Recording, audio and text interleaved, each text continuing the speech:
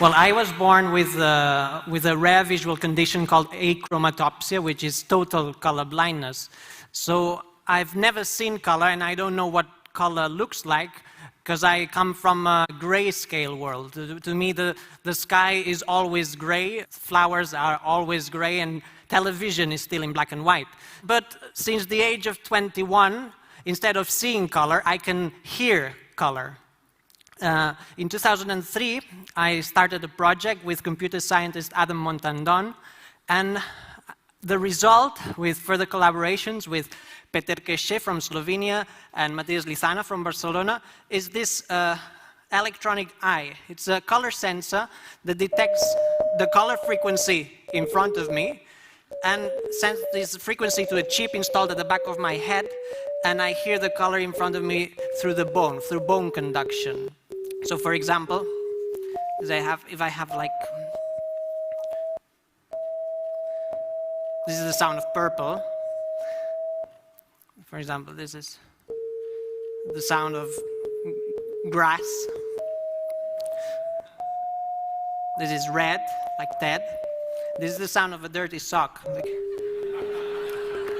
which is like yellow, this one. So I've been hearing color all the time for 8 years, since 2004, so I find it completely normal now to hear color all the time. At start, though, I had to memorize the names you give for each color, so I had to memorize the notes, but after some time, all this information became a perception. I didn't have to think about the notes, and after some time, this perception became a feeling. I started to have favorite colors, and I started to dream in color. So when I started to dream in color is when I felt that the software and my brain had united, because in my dreams, it was my brain creating electronic sounds. It wasn't the software. So that's when I started to feel like a cyborg. It's when I started to feel that the cybernetic device was no longer a device. It had become a part of my body, an extension of my senses. And after some time, it even became a part of my official image. This is my passport from 2004. You're not allowed to appear on UK passports with electronic equipment, but I insisted to the passport office that what they were seeing was actually a new part of my body, an extension of my brain, and they finally accepted me to appear with a passport for them.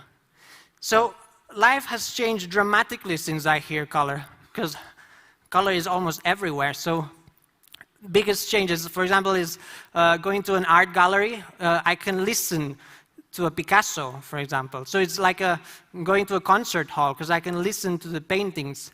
And supermarkets, I find this is very shocking, very, very attractive to walk along a supermarket. It's like going to a nightclub. It's full of different melodies. Yeah. Especially the aisle with cleaning products. It's just fabulous. Also, the way I dress has changed. Before, I used to dress in a way that it looked good. Now I dress in a way that it sounds good.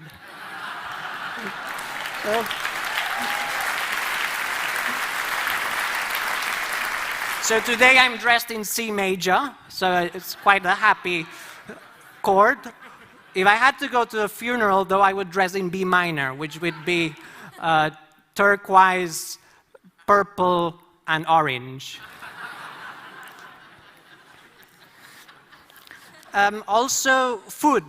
The way I look at food has changed, because now I can display the food on a plate so I can eat my favorite song. So depending on how I display it, I can hear and I can compose music with food. So imagine a restaurant where we can have like Lady Gaga salads as starters. I mean, this would get teenagers to eat their vegetables probably.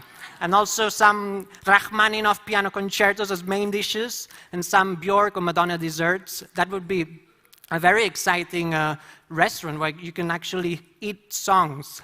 Also, the way I perceive beauty has changed, because when I look at someone, I hear their face. So someone might look very beautiful but sound terrible, and it might happen the opposite, the other way around. So I really enjoy creating like sound portraits of people. Instead of drawing someone's face, like drawing the shape, I point at them with the eye and I write down the different notes I hear.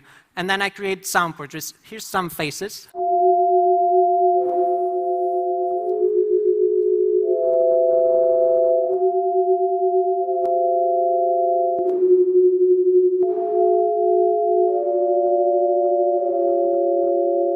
Yeah, Nicole Kidman sounds good.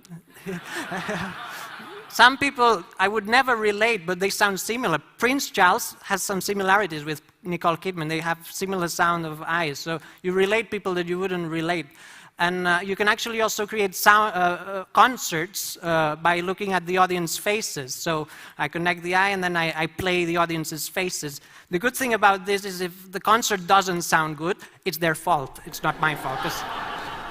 And so another thing that happens is that I started having this secondary effect, that normal sounds started to become color. I heard a telephone tone and it felt green because it sounded just like the color green.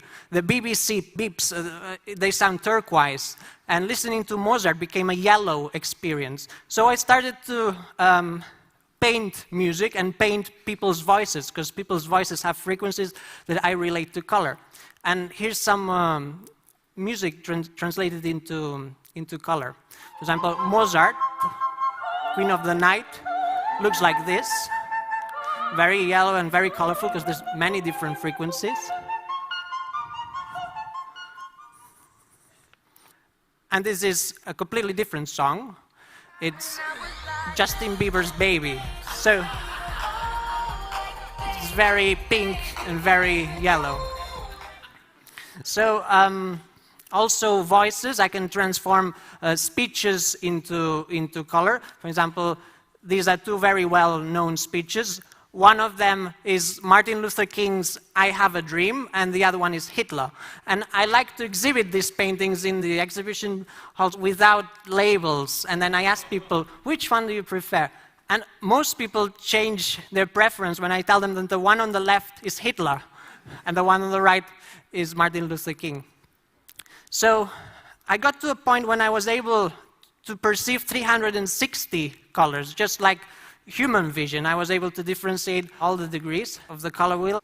But then I just thought that this human vision wasn't good enough. There's many, many more colors around us that we cannot perceive, but the electronic eyes can perceive. So I decided to continue extending my color senses, and I added infrared and I added ultraviolet to the color to sound scale. So now I can hear colors that the human eye cannot perceive. For example, perceiving infrared is good because you can actually detect if there's movement detectors in a room. I can hear if someone points at me with a remote control.